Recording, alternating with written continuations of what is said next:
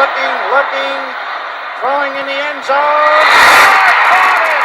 Montana, touchdown, John Taylor. Young to the air, Young to Jerry Rice, touchdown San Francisco. Young stumbles on the way back and fires up the middle. Pass is caught by Owens. Hello and welcome to this episode of the 49ers Plus podcast. I'm your host, Al Moriello, and this is your source for the most objective 49ers discussion and analysis, plus timely and entertaining sports and pop culture topics. And today, we're going to be talking the latest in the Brandon Aiyuk contract saga and something that no one else is talking about regarding this that is very important. Additionally, Ricky Pearsall signing his rookie deal. Still seeing far too many fans on social media who still have their doubts about Brock, and I'm going to define what that is. Rankings about the 49ers roster, receiving core, and D-line, and the four players on the 49ers Mount Rushmore per ESPN. In the plus section, we're going to be talking Star Wars The Acolyte, Episode 5, Injustice, Gods Among Us, the comic book from DC, Year 1, and a review of the novel Shift, which is the Silo saga, book number 2 that I just completed. Like always, though, it starts with the Niners, so let's get right into it. Let's talk Niners. So another week and another turn in the Brandon Aiyuk contract extension saga, and the latest, at least of this recording on Wednesday. Who knows what's going to happen in the coming days, but Brandon Aiyuk requested a meeting with John Lynch and Kyle Shanahan because per Ryan Clark, the contract negotiations were affecting him. He was, quote unquote, taking negotiations personally. And this is something you cannot do in negotiations, whether you're negotiating a, tens of $million contract, and which is something, or sometimes hundreds of $millions that athletes negotiate through their agents, or in this case, through the media or different media outlets, as Brandon Aiyuk has been doing, or if you're a blue collar or white collar worker and you're negotiating a new job salary, a raise, different benefits, a home purchase, whatever it may be. It is just business. You have to leave emotions out of it. Emotions aren't going to help things, and you have to just be firm in your stance, which it seems like Aiyuk and his agent are, and the 49ers are as well, at least up to this point. But you have to be cold and calculating in what you are looking for. Again, taking emotions out of the situation. And, several days ago, there was an interview with Ryan Clark. Jaden Daniels, Washington Commander quarterback, came with Aiyuk to that interview, which is just, regardless of them being friends, playing together at Arizona State, it's just a bad look. And then there was some conjecture about the 49ers exploring a trade with the Commanders for Aiyuk. And the Commanders said no, that it was too costly to give up what the Niners were looking for Aiyuk. Now, that we don't know if that was the Niners reaching out to Washington or Washington reaching out to San Francisco. A lot of people have been reaching out to San Francisco the past couple of years about Debo. And when Debo had his contract stalemate, and now with Aiyuk, and especially since the Pearsall draft or even before, teams contacting San Francisco to see if one of their receivers is available. We don't know who reached out to who. But there is a link with Washington. Adam Peters, their GM, used to work for San Francisco. They've made trades before. Trent Williams coming over from the Commanders. And if Brandon Aiyuk wants to play with Washington, Trent Williams should just kind of grab him by both shoulders and shake the shit out of him and say, dude, you want to play where? I know there's new general manager and a new head coach. New owner, Dan Snyder's gone, but that's a team that's fast going nowhere, especially when you are at best the third best team in a division, at worst fourth. And Washington has a wide receiver one already in Terry McLaurin. So they were not going to pony up what San Francisco was looking for someone that on their team is a wide receiver too. I think Terry McLaurin is a better all-around wide receiver than Brandon Aiyuk, and McLaurin would be the wide receiver one, being paid less than Aiyuk, who would come in as wide receiver two, and maybe they're wide receiver 1 and 1A. But do you want to upset McLaurin, who I think is in the last year or two of his deal, by bringing in someone else? Yes, would it help Jaden Daniels out and the offense? But Washington now can have 2 high-priced receivers, but the Niners can't. And yes, Jaden Daniels is under a rookie deal, and Brock Purdy's going to get paid, all that good stuff. And then Aiyuk hears about the trade and complains on social media. I thought you said you weren't trading me. Again, we don't know who reached out to who, but the safer assumption is another team reaching out to San Francisco, as has been the case for the past several months, about either receiver. Pittsburgh being thrown out there quite a bit about a potential landing spot for Aiyuk. That San Francisco does not want to trade Brandon Aiyuk. Hell, they didn't want to trade Trey Lance. Remember, go back, last year, beginning of last season or training camp, Trey Lance forced their hand. Trey Lance asked out because he was demoted to QB3, could not beat Sam Darnold out, had a meeting with Kyle Shanahan. This was documented, folks. This isn't conjecture, documented. Was emotional, was sent home for the day, came back, he and his agent requested a trade. Now, conspiracy theorists will say, well, the Niners bumped him down to QB3, so he would ask for a trade, so the Niners don't look bad, and Trey Lance is out of there. Conspiracy theorists are great, whether it's Holocaust deniers, flat earth, political stuff, because they don't need proof. They don't need proof to back up any sort of claim, whether moderate, probable, or ridiculous. The only thing we know for certain with Trey Lance is he asked for a trade. That was it. You can say whatever you want about the reasons why or what the Niners may have done or didn't do to bump him down to QB3. Trey Lance asked for a trade. Aiyuk hasn't asked for a trade. He said he'd be comfortable playing somewhere else, and this is just going through the motions. It's not July yet, at least as of this recording.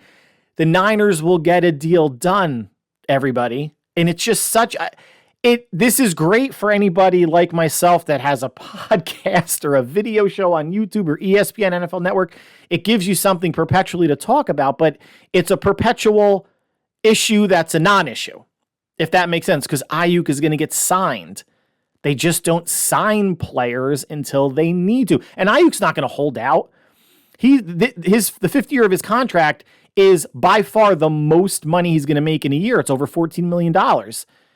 He's not going to sit out week 1 and lose game checks. People said, well, he could sit out the first 10 weeks and then come in week 11 and then play the rest of the season, and that would count as an accrued year. Does he want to lose about $9 million worth of game checks?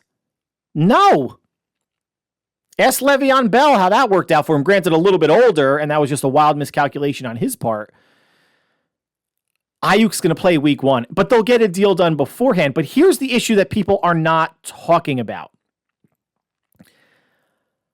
If it's true that Brandon Aiyuk wants close to, at, or over $30 million a year, meaning he wants to get paid like a high-end number 1 receiver, like a Justin Jefferson, a Tyreek Hill, or an A.J. Brown. If that's the self-perceived value Brandon Aiyuk has about himself, then commensurately, that's what San Francisco would want back as trade compensation, right? San Francisco may view him differently, and teams may view Aiyuk differently than what Aiyuk views himself. But if Aiyuk thinks he's a top 5 receiver in the league salary-wise, then that should be commensurate to trade compensation. And if that all is true, I'm making some suppositions here, then that's probably why Washington said no to a trade when they heard San Francisco's asking price. And if what's I don't know if this has been reported or not, but if Washington sees him as a high-end number 2 receiver and they view Terry McLaurin as their number 1, then that would be in line in a way of what San Francisco views him at if they offered the offer that they put on the table to Aiyuk at $26 million a year is true, per Michael Silver. $26 million a year does not mean you're a number 2 receiver when there's only 5 players in the NFL, and maybe 4, Jefferson Hill, A.J. Brown, and Amon-Ra St. Brown, and Jalen Waddle, 5 players in the NFL that make more than that annually. There are 32 teams and 32 wide receiver ones on those teams. Now, you can argue that not every team maybe has a wide receiver one. Let's say that there's 20, 25. If you're paid 6th, that's still pretty darn good. So if San Francisco can't get high-end, top 5 wide receiver 1 value for Aiyuk on the open market, and all we know possibly is that Washington said no to a trade. We don't know the parameters.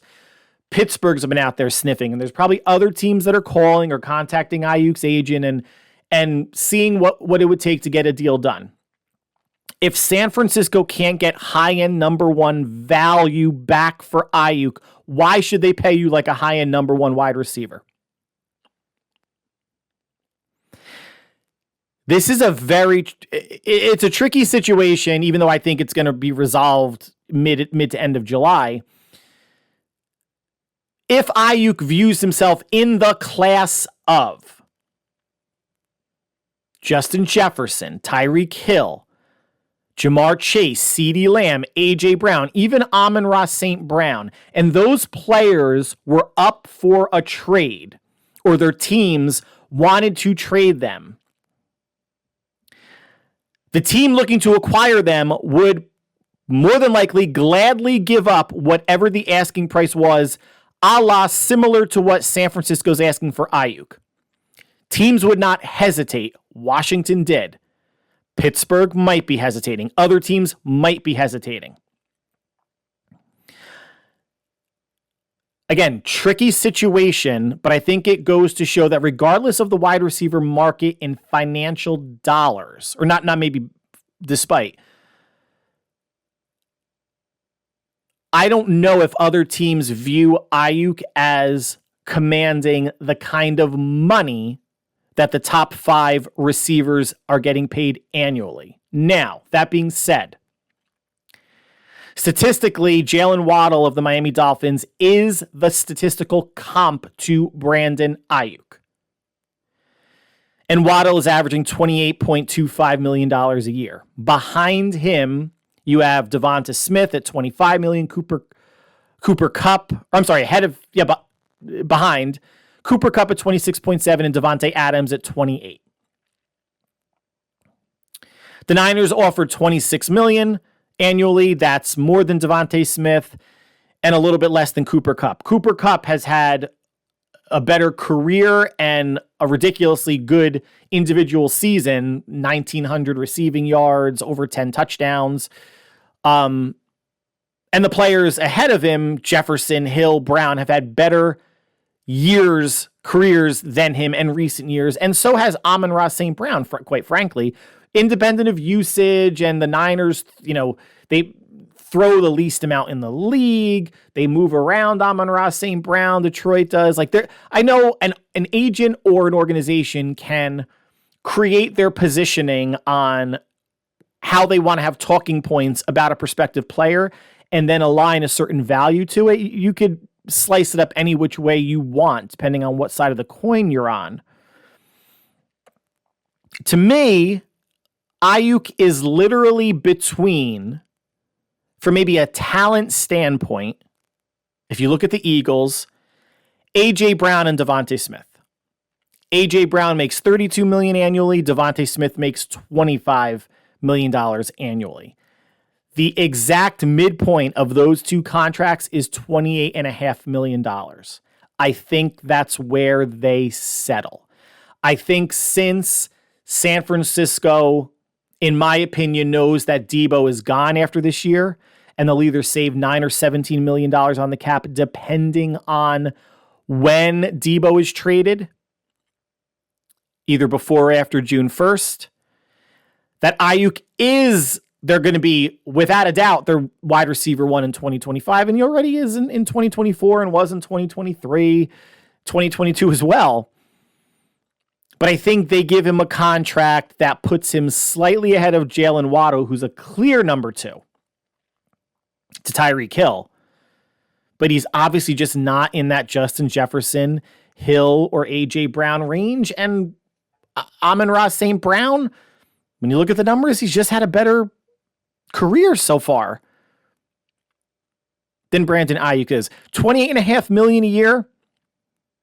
If the Niners are offering 26 and he's looking for 30, that's not even meeting in the middle. You're meeting a little bit closer to where you want to be, Aiyuk, and I think that's where they're going to settle sometime in mid to late July. Now, what wasn't lost in all this is rookie receiver Ricky Pearsall signed his rookie deal, 4 years, $12.54 million, fully guaranteed. Still not sure what took so long other than the structure of the contract. Michael Penix Jr. of the Falcons, quarterback, signed this week as well. Again, don't know why things are taking as long as they should. Pearsall, for the 4 years of his deal, has cap hits of 2.3, 2.8, 3.4, and $4 million. Again, all fully guaranteed. So he's wrapped up, and the Niner receiving core for the next at least 2 years is going to be Aiyuk, Jennings, Pearsall, and Jacob Cowing, and we'll see who winds up being, maybe the 4 and the 5 and the 6 in 2025. Moving on, obviously social media, you run the gamut in terms of rabidity of fans and intelligence of fans, or just people in general, independent of topic. And it's still amazing to me, forget the non-Niner fans, because they're just people out there that are either haters or don't watch every single Niner game, or every single Niner game more than once, or break down film, or whatever it may be. But among 49er fans, it still amazes me how many are out there that still have doubts about Brock. Now, if it's solely the argument of wanting to see more, since Brock has started for less than 2 full seasons, okay, I can understand that. If you want to say, I want to see it again, I can understand that to a certain degree. I can understand it more coming off the 2022 season, where he goes undefeated through the regular season, playoffs, gets hurt in Philadelphia, they lose the championship game. Going into 2023, you could see people having significant doubts because, one, was Purdy a one-year wonder? Rookie year in the NFL? Defenses and D coordinators tend to adjust pretty well to players, especially, say, a year or two. And Brock coming off of major arm surgery. There were logical and rightfully justified reasons to be doubting Brock Purdy going into the 2023 season. 100%. After 2023, leading the Niners to the Super Bowl, to say you still have doubts? All right, listen, we all have different tolerances for stuff, whether it's pain, opinions on players, things you like or dislike, right? Everything in life is more or less a sliding scale, depending on how people view things. But if you still have doubts about Brock, then I think everybody should still have doubts about Jordan Love and CJ Stroud. And people need to get off their knees about Jordan Love and CJ Stroud. Jordan Love, who choked away the game in the playoffs against San Francisco, throwing 2 horrendous second half interceptions, including one across his body, intercepted by Dre Greenlaw. Both were picked by Dre Greenlaw to end the game when all they needed was to get into field goal range.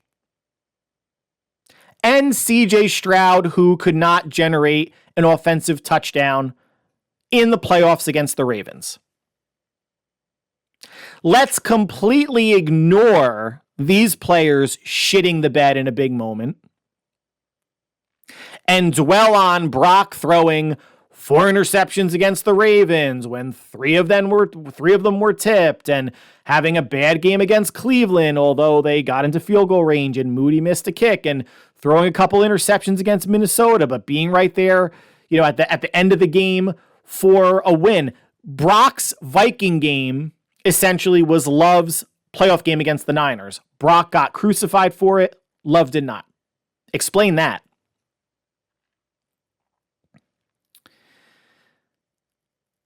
I'm not going to say you don't need to have some doubts about Brock, but this is remnants of the Niners having a strong lineage of quarterbacks, especially Montana and Young. Then you had some very good play from Jeff Garcia, some exciting play from Colin Kaepernick for a few years, some solid play from Alex Smith for basically a year or two, and Jimmy Garoppolo leading the team to a Super Bowl as well, as Kaepernick did.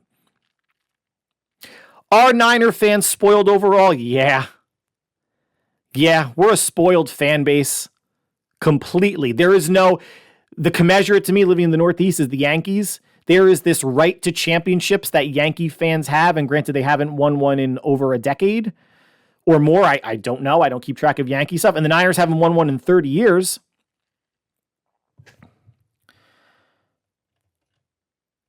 So I think there's standards that the Niner fans have that are unrealistic. So if you want to doubt, that's fine. You also shouldn't be jumping in 2 feet blindly saying he's the best quarterback in the world. I think there's, again, sliding scale things in life. Life kind of happens in the middle in shades of gray, but that's not cool. No one goes onto social media to be a moderate, to be level-headed. Hot takes, dumb takes, get engagement. It's not what I'm about. Pro Football Focus ranked the starting quarterbacks and had Brock at 13. I could argue that's a little low, but it's fair. They had Brock behind CJ Stroud, Jordan Love, and Trevor Lawrence, but ahead of Tua, Kirk Cousins, and Jared Goff. Again, Stroud and Love and Lawrence, what have you shown? What have you shown? No one can play the game of, or you shouldn't be playing the game of saying, well, if Jordan Love or Trevor Lawrence was in the playoffs for the 49ers, they would have won the Super Bowl, or they would have had just as good of a year as Brock or better. Impossible to know. Hypotheticals don't mean shit, guys.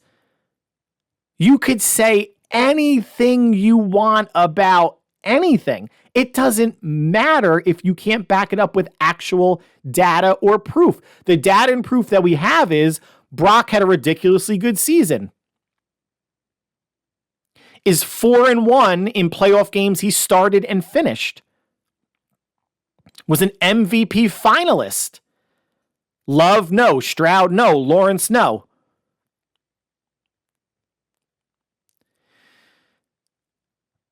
I think where they have him in that range, in that grouping of players, is fair. I think the range for me is Brock, I could rank him as high as 8th and maybe as low as 15th. I would not rank him as low as 15th. I would probably say he's 8, 9, or 10. But I've seen too many fans say, I want to see Brock be the reason San Francisco wins. Which means, I guess, that these people did not watch the playoffs because against Green Bay and Detroit, Brock was the reason San Francisco won. Now, people need to realize that quarterbacks cannot do everything on their own. There is something called defense, special teams, and other players that catch, run, and block. This is not tennis. It's not golf, where you're playing one-on-one. The Super Bowl was not Mahomes versus Purdy. It was Purdy versus the Chiefs D and Spagnuolo, and Mahomes versus the Niners D and Steve Wilkes.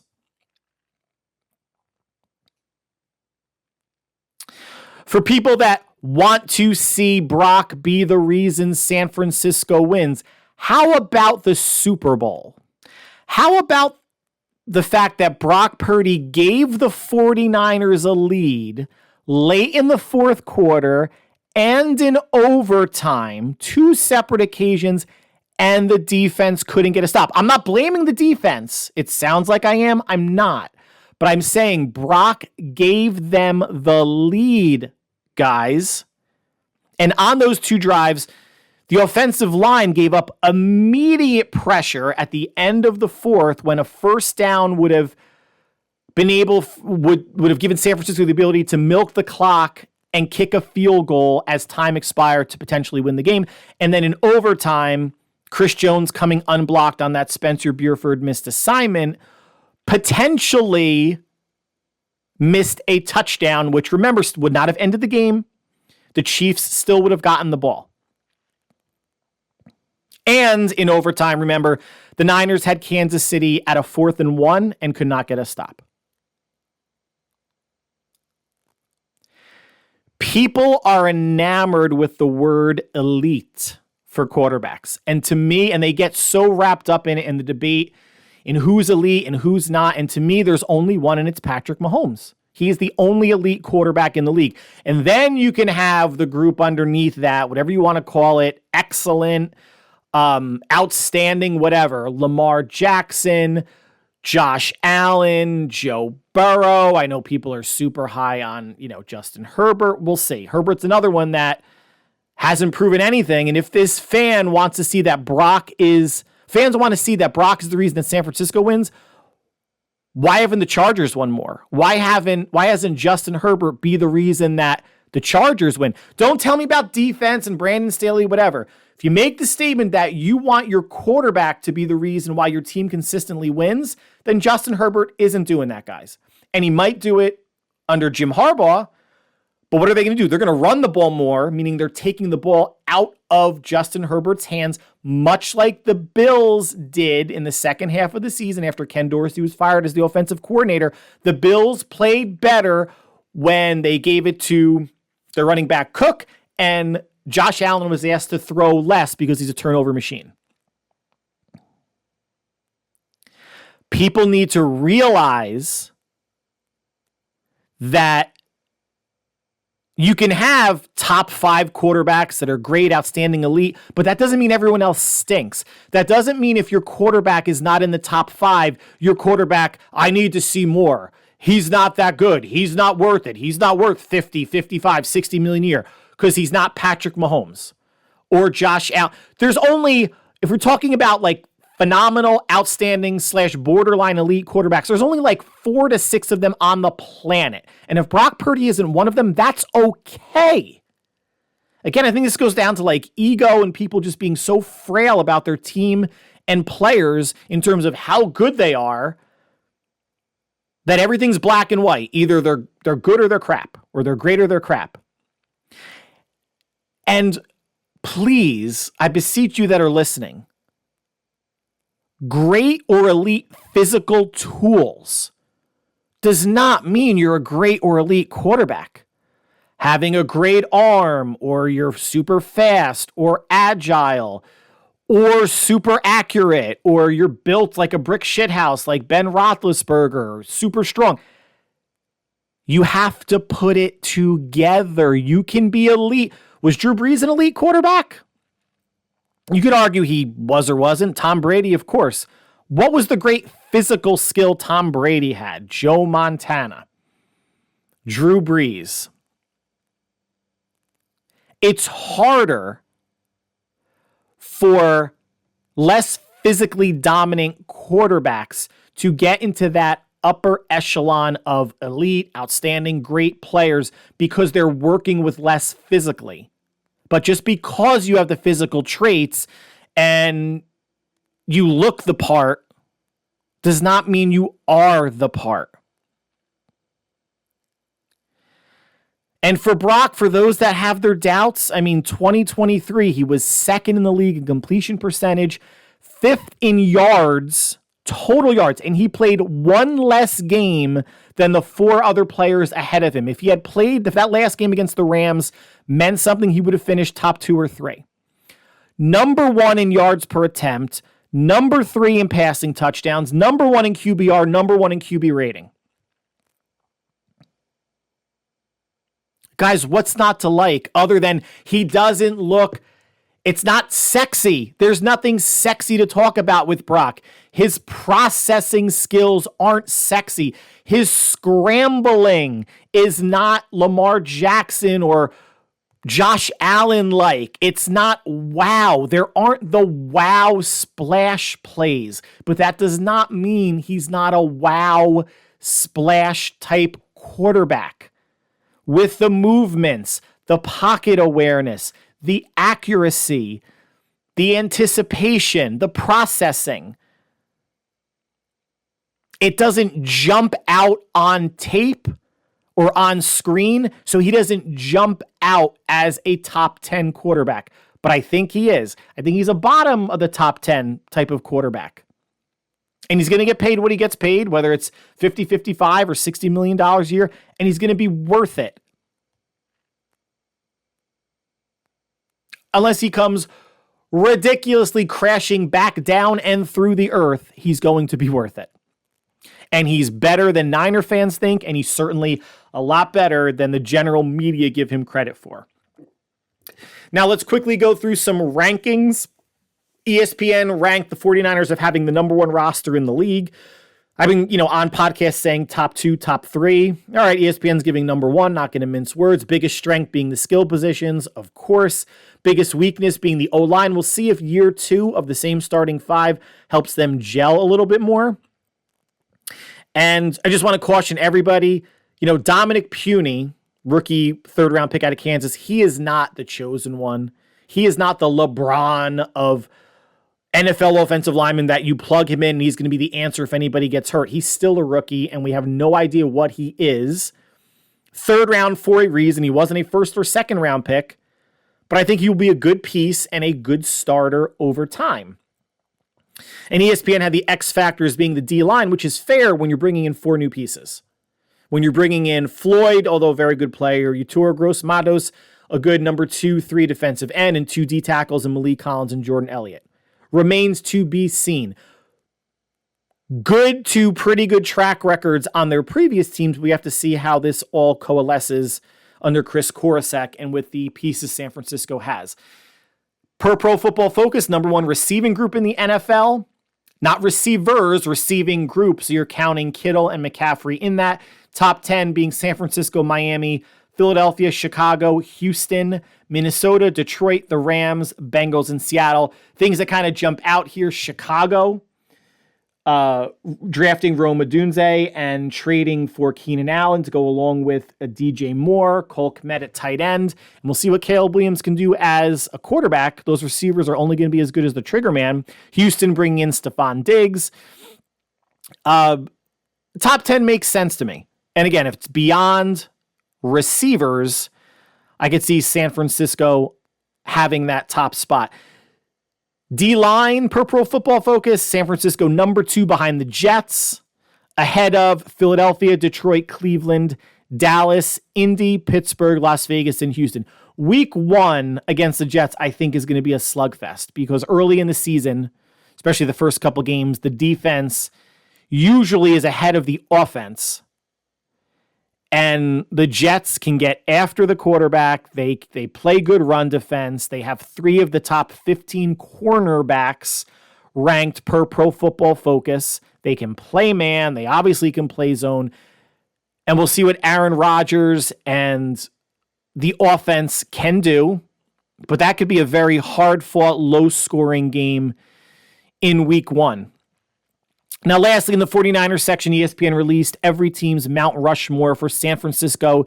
Pretty much a foregone conclusion with Jerry Rice, Joe Montana, Ronnie Lott, and Steve Young. 4 Hall of Famers. You have the greatest wide receiver, and some may say one of, if not the greatest football player of all time in Rice. Joe Montana, top 2, top 3 quarterback of all time. Ronnie Lott, if not the best safety, top 2 or top 3. Steve Young, the best left-handed quarterback of all time, and probably a top 10 quarterback, top 12 quarterback on a lot of people's list. So easy for them to put together, with San Francisco. Other players that could have drawn consideration: Frank Gore, San Francisco's all-time leading rusher. Terrell Owens, even though he played for a lot of teams, and when you go back and think about it, he had a good, 7-year run in San Francisco, Philadelphia, Dallas, Buffalo, and Cincinnati. 5 teams in total. Pretty crazy for someone that was, number 2 in receiving yards, all time behind Jerry Rice. Bryant Young, recent Hall of Famer, could have made that list, but who are you going to bump? There's no way you're bumping anybody that's up there. Patrick Willis getting inducted into the Hall of Fame this year, and Joe Staley, who maybe, has the Hall of Fame in his future with the Niners for 10 plus years. So before we conclude the 49ers plus section, I do want to just bring up Stanley Cup Finals. Watch the whole game. I'm not a hockey fan. Congratulations to the Florida Panthers. The first win in their 30 years of existence. And for 49er fans, if you believe in omens or signs or fate or parallels to draw to see if this is the Niners' year. Panthers came into the league in 1994. 30 years later, they win their first championship. San Francisco's last championship was in 1994. It's 30 years later. The commonality, both teams have red and gold as their primary colors. Panthers obviously have some blue as well. So I'll leave that right there. That concludes the Niners section of the podcast. Stick around. We're going to be discussing The Acolyte Episode 5, Injustice Comic Book Year 1, and Shift Book 2 of the Silo series. Stay with us. It's plus time. So Star Wars The Acolyte Episode 5, not counting the intro and the credits, another 27-minute episode. Oy. So, I'm trying to look at this a little bit more optimistically. These are short episodes. They should be at least 10, if not 15 minutes longer of actual story. But I'm trying to look at it as, all right, this is an 8-episode season, even if each episode averaged 30 minutes of story. And I think episode 1 and episode 3 were in the 38-minute range, which is still short. That equals 4 hours of story, which is essentially 2 movies that you generally wait, 1 or 2 years apart when they were coming out a year apart, starting with episode 7. So you're still getting 4 hours of content. It should be more of that. I'm trying to look on the bright side. One of the writers of episodes 4 and 5 was asked a question on social media and said that the episode was actually split in half. It was written as one episode, split in half, and that Disney apparently has, take this for what it's worth, it very well may not be true, a episode length limit that they don't like to go over. So splitting episodes 4 and 5 into 2 27-minute episodes would have meant a 54-minute singular episode of story. I would have to, I'd have to check all the live action shows, and I'm not going to do that to see if Andor or Mandalorian or Obi-Wan or anybody had a 50-plus minute actual story episode. That's why I'm saying just take that for what it is from the writer.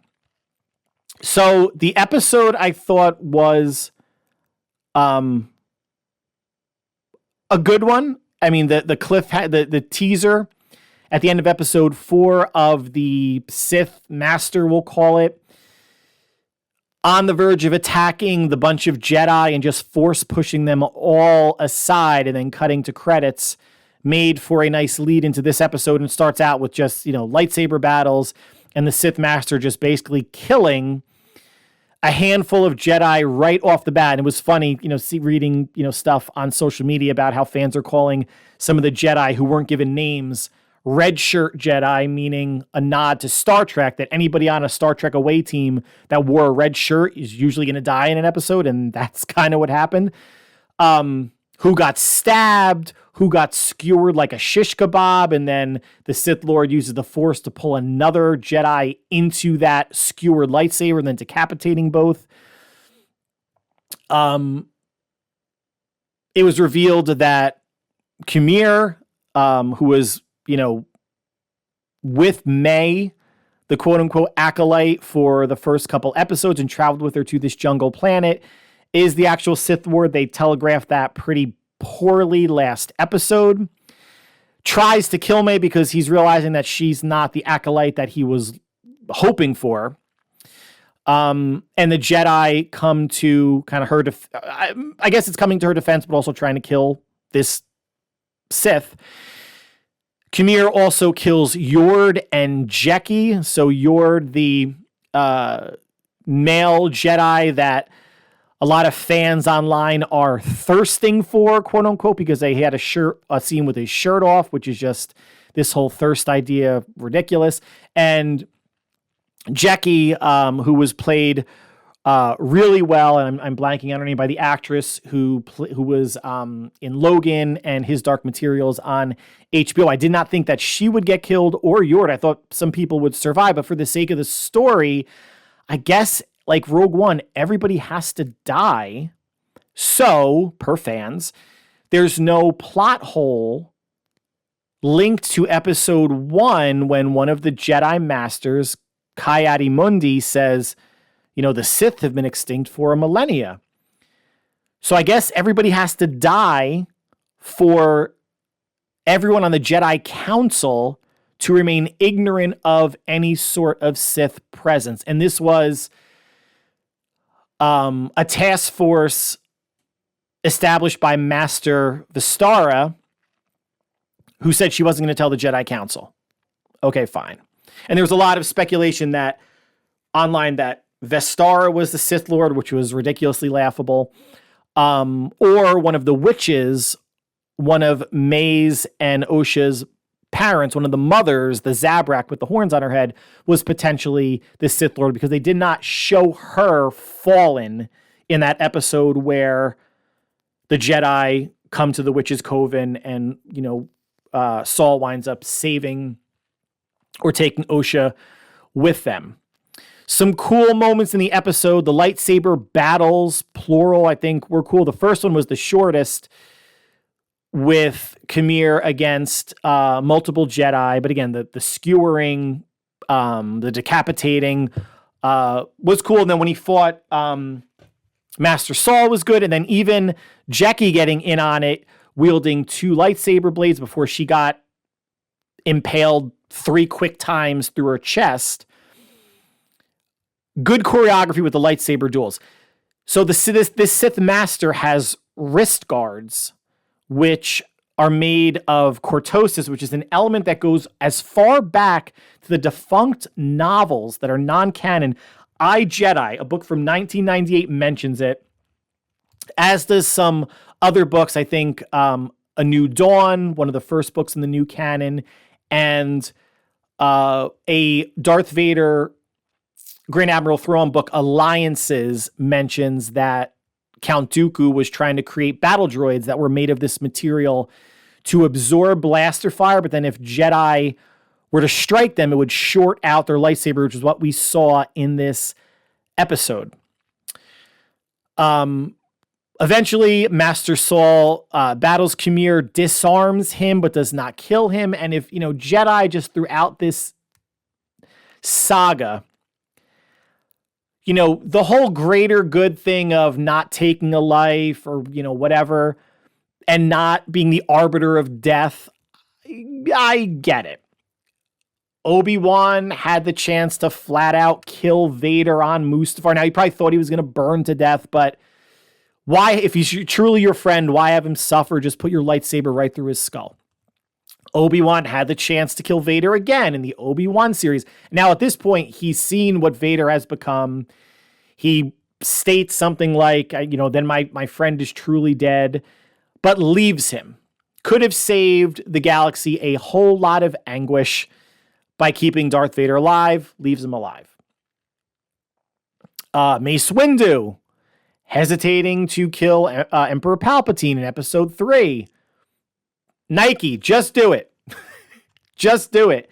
And this episode, Saul not killing Kamir when he could have and should have probably saved a lot of pain in future episodes, and Master Saul will probably die for that mistake. But he doesn't kill Kamir, and instead Osha straps a light to Kamir's back, and these winged creatures kind of descend on him, take him away. You think he's dead. Later in the episode, he's not. So he's still alive. May shows up, stuns Master Saul, knocks Ahsoka unconscious, takes her outer clothing off, cuts her own hair. So now May is pretending to be Osha and joins Master Saul and leaves with him, presumably heading back to Coruscant. And that one beaver hamster-looking creature with a sense of smell knows something's up, but I don't think anybody other than Yord, who's now dead, who got killed in a pretty brutal manner, got his neck snapped by Kamir. I hate to say it was cool to see, but again, another adult death. Again, Star Wars doesn't have to pander to 12-year-olds all the time. It could be brutal when the story suggests that it should be. So, a lot of complaining about episodes 1 to 4. I'm sure there's complaining about episode 5. I'm sure. I didn't go on social enough to see what the bitches are complaining about. I enjoyed it. Again, I'm enjoying this series.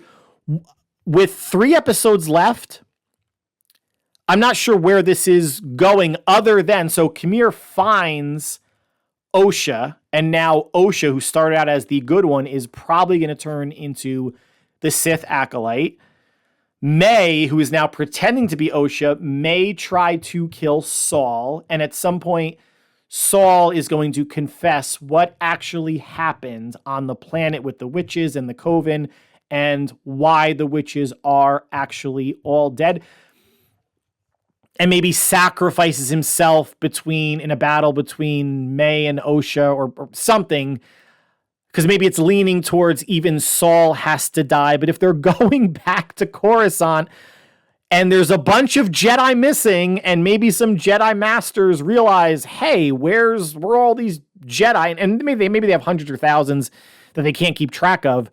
It's going to be hard to cover up, what was it? Maybe 5, 6, 7 Jedi dying and not showing up on Coruscant ever again. So I'm excited for the last 3 episodes.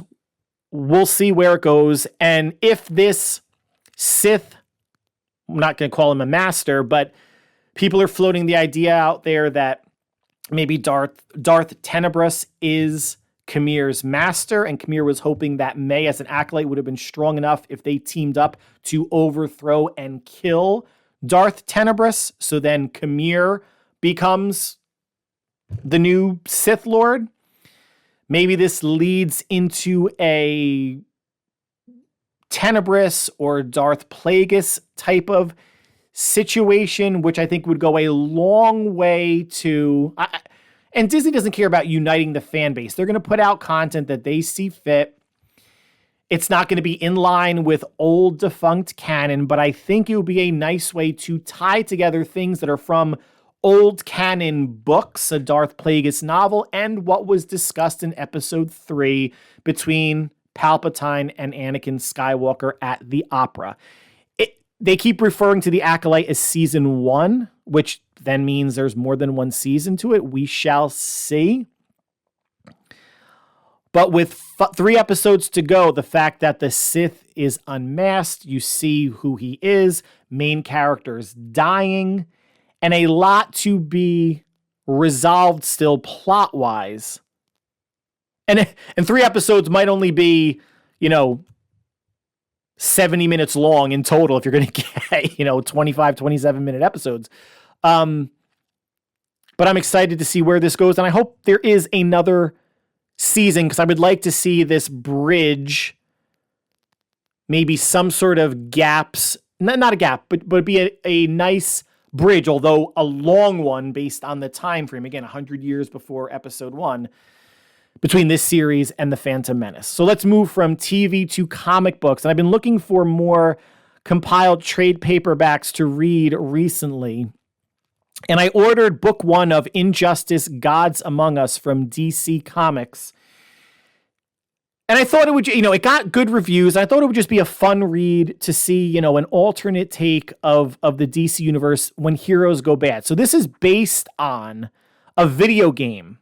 The Injustice video games, you may be familiar with it. You may have played. It was something, and I think it's on PS4, or maybe, I don't know if it's on PS5 as well, Xbox, but there's an arcade version that whenever my kids are, down at the Jersey Beach or at Dave & Buster's, they've been playing that game because the arcade game gives out trading cards, and they like to collect them and put them in a binder. So that arcade game maybe came out late 2000s, early 2010s. This season 1 or year 1 of Injustice consists of 13 issues, 12 issues. The first 12 issues were released 2 a month, and then there was an annual. So that's issue 13, released in 2013. There's 5 years or 5 seasons of 12/13 comic books, and then a prequel, a year 0. So I'm planning on reading all of them. I ordered year 2 and 3 on eBay, got a really nice price for it. It should be coming this weekend. Excited to keep reading. And it centers around the Joker killing Lois Lane, happens in issue 1. And Lois Lane is pregnant with Superman's child. They're married, and Superman loses it. Superman finds the Joker, puts his fist through his chest, kills him. Now, Batman has an issue with it. Some other heroes do. Citizens don't. And actually, let me take a step back. Joker winds up kidnapping Lois Lane, has her underwater in a submarine. Superman finds Lois Lane, but the Joker uses Scarecrow's fear toxin to make Superman think that Lois Lane is Doomsday. So he flies Doomsday, who he thinks he's fighting, into space, essentially, and winds up killing Lois Lane himself. He doesn't punch the shit out of her. He basically just kind of thinks it's Doomsday, flies up out of the sub, and just goes into outer space. And then Batman is talking in his ear saying, it's not her, Clark. There's fear toxin. It's not Doomsday. It's Lois. It's Lois. And he realizes that in the meantime, while Superman is up in outer space, the Joker drops an A-bomb on Metropolis and incinerates it.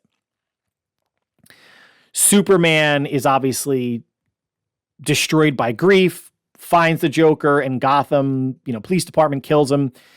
And then, Batman and some heroes have an issue with it. Other heroes don't. The public sentiment is in favor of Superman, has no issues with it. And over the course of 12 issues, you see how the heroes, led by Superman and Wonder Woman, are trying to take matters into their own hands. They want to put an end to war on the planet. So they're going to different countries and forcibly ending war. But they realize that they cannot do this themselves. There's just not enough heroes, not enough Justice League members or heroes in general that can police the world. And Superman's doing it for all the right reasons. You see him slip every once in a while into something that's a little bit more like maniacal. But his descent into any sort of like a dictator or menace does not happen in this year 1 book. It's happening slowly. And you see him wanting to do it for the right reasons. So something like Metropolis never happens again. Apocalypse and Darkseid, his minions, invade Earth because they think that Superman is going soft, even though it's just kind of weird. Like Superman is their Apocalypse, the planet's view is Superman's trying to end war on Earth, so Earth's going soft. I'm like, I don't think so. I think Superman's now taking a hardline stance. The hordes of Apocalypse invade Earth, and Superman essentially, they send different superheroes to different major cities that the invasion is happening in. They realize that they can't hold them back. And Superman's like, well, I'm not holding back anymore. And just literally zips around the world and destroys all these parademons. And everybody celebrates, and Batman still has an issue with like, oh, you can't do that. And he's like, well, think about how many that, I saved by, and granted, they're not human. They're like mutant creatures. I don't think we should have an issue about killing mutant creatures, right? Like especially if they're trying to invade your planet. We're not going to lock them up, kill their asses, kick their asses, kill whatever. So, but during the course of this 12 or 13 issues, you can see Batman's side. Now, Batman obviously is very much a no-kill type person, but then the argument is, how many times are you going to lock up the Joker and Scarecrow and Penguin and Bane and et cetera, and only for them to, especially the Joker, break out and start killing people again. These are people that cannot be reformed. So Superman takes these super criminals out of Arkham Asylum and brings them somewhere else that they're locked up, he doesn't kill them, but that they will never, ever escape. But you can see, and Wonder Woman historically has been a no-death person, but she's slowly becoming the one that's egging Superman on to, no, I trust you, Clark. Let's do this. She's becoming more of the aggressor, and it's in Superman's ear, pushing him to, quote-unquote, do the right thing. This is written by Tom Taylor, illustrated by numerous artists. This falls under the category of so much better than it has any right to be. Because this is a prequel to the Injustice video game. And again, 5 books, 5 years, 5 seasons. So 36 issues and 5 annuals, 41 issues that lead into the video game. For a video game prequel, again, I go back to the phrase, better than it has any right being. Highly recommended. A fun but mature read at times. Highly, highly recommended. There are some, books that are comic books and trades that are, very dark and gritty, and they make you think about it afterwards.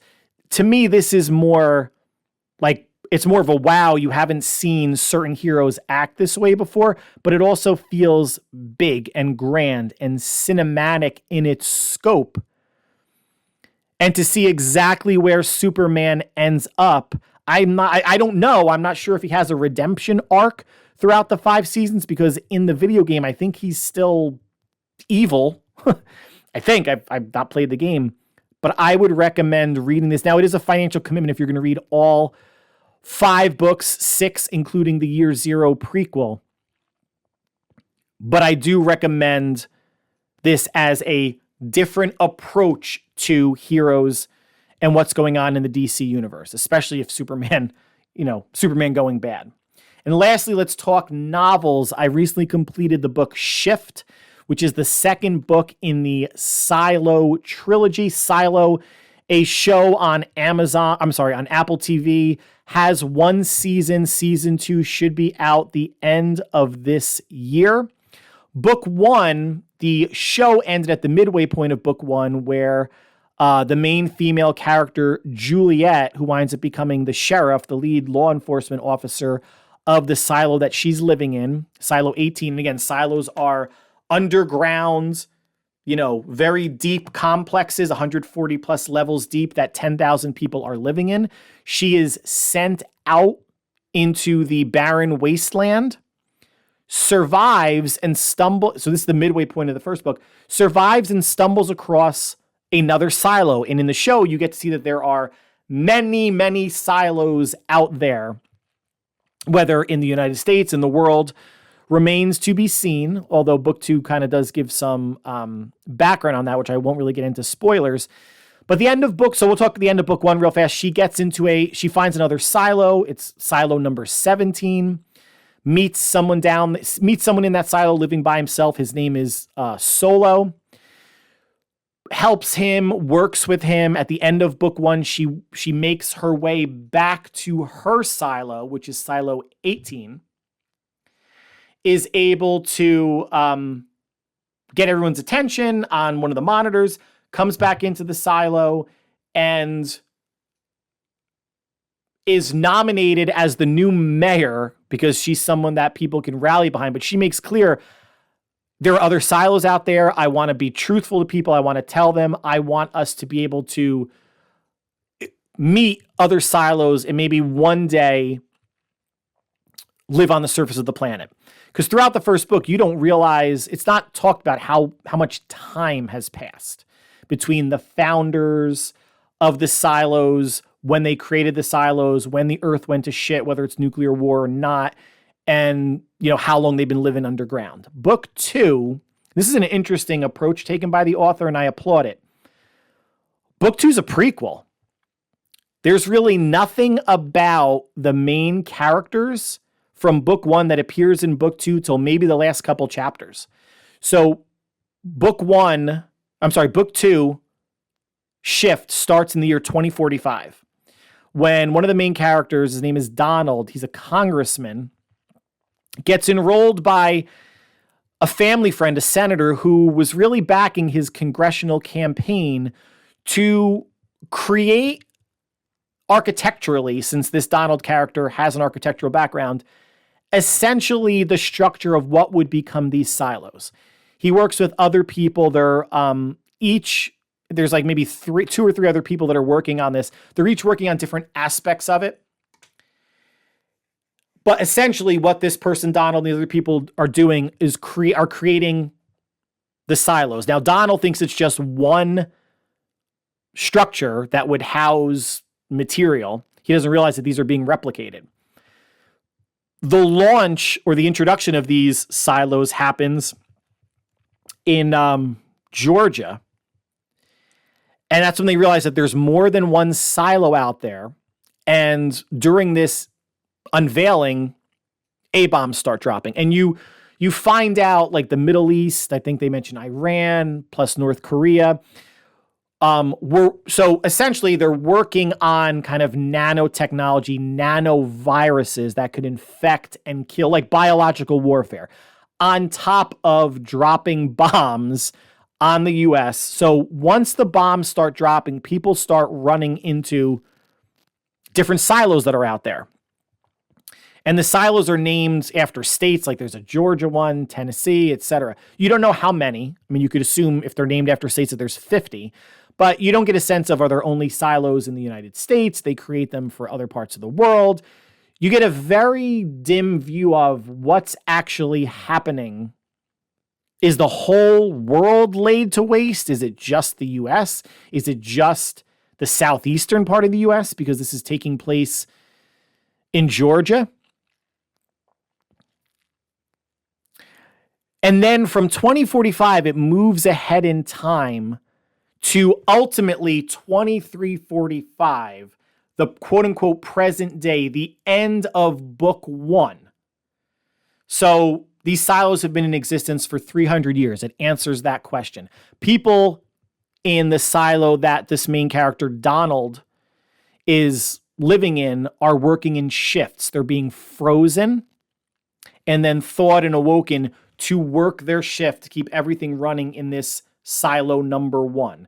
There's also a bunch of other people that are frozen in this silo, among them Donald's sister, Charlotte, among others. And then there's like a story thread of Donald being separated from his wife when the bombs are dropping, and he gets hurried into one silo. He doesn't know what's going on with his wife, and eventually does find out. I'll leave it there for anybody who wants to check out the book or the audiobook like I did. But it follows silo number 1, where Donald is over the course of 300 years, where he's awoken, frozen, awoken, frozen, awoken, etc. It follows silo 18, the silo that Juliet and the main characters live in book 1, how that first revolution comes about. They talk about that a lot in season 1 of the show and in book 1, what causes that. And then also Silo 17 from book 1, where the character Solo lives, things and a revolution, etc., that kind of happens there as well. And essentially, the revolution is just happening when people are just kind of confined into that area of space over such a period of time, they get restless. It's more or less essentially the answer. But as the years, kind of progress and we get to linking it timeline-wise to the end of book 1. I thought this was a really interesting thing to do. And Donald winds up communicating with Juliet, again, the sheriff of Silo 18. She's the one that was sent outside, got to Silo 17, came back to Silo 18. Now she's the mayor. She's starting to understand what's going on with these silos, but now she wants to make contact. She wants to use machines, drills that are in the lowest level of her silo to reach other silos and start spreading the word about what's going on. So that's where essentially the second book ends, is her kind of making an ultimatum. And I think the last line of the book is something, Juliet saying something like, "Don't worry, Donald, I wouldn't want you to hear us coming." So she's going to be on the attack. She needs to convince people in her silo that this is the right thing to do. And I think more will be unveiled in terms of the state of the actual, well, I shouldn't say that, but I wonder if they're going to unveil in this third book, which I'm a quarter of the way through now. What's the state of the world? North Korea, the Middle East, who kind of, if you want to say, started this war, or at least dropped bombs. What does the U.S. look like? How devastated is the entire world? I'm not sure how many silos actually exist. Is it 50? Is it more? Is it less? I'm enjoying this. The writer is Hugh Howley. The first 2 books are about 14 hours long audiobooks. Book 3 is 10 hours long, so a bit quicker of a read. I'm enjoying this. I'm not sure how the seasons of TV are going to go because, well, one, if season 2 is the second half of book 1, that would be fine. But there's not a ton in the second half of book 1 that happens that is really exciting that you can get 8 to 10 episodes out of. Granted, the book and the show deviates from the book. In the show, there are characters that are more prominent in the show than is or are in the book, so they can obviously go that route. But if season 2 of the show ends where book 1 ends, what do they do with season 3 of the show? Does it become book 2? In which case now you're introducing all new characters that people have to get behind to become emotionally invested in. It's not impossible, but I wonder if they scale down, maybe they scale down book 2 and combine that with the second half of book 1 to make that season 2, or maybe scale down book 2 and combine that with parts of book 3 because book 3 is shorter. I'm not sure. From a novel standpoint, from something you generally don't see in a trilogy or in sequential books, is having any book or a middle book go back in time and not carry forward this sequential linear timeline of the story was interesting to me. How they carry that over in seasons 2, 3, 4, maybe if there's a season 5, if they keep breaking things apart. I don't know, but I am glad this is on Apple and not Netflix because Netflix kills shows after a season, and Apple seems to be investing in shows.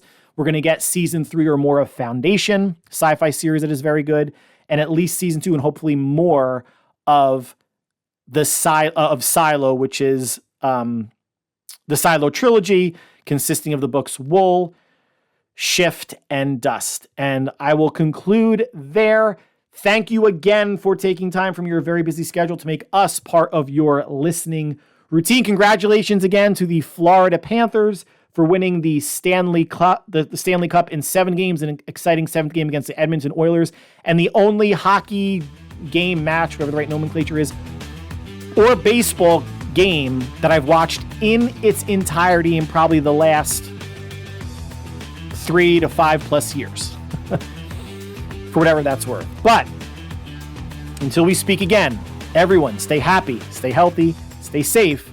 We will talk soon. Take care.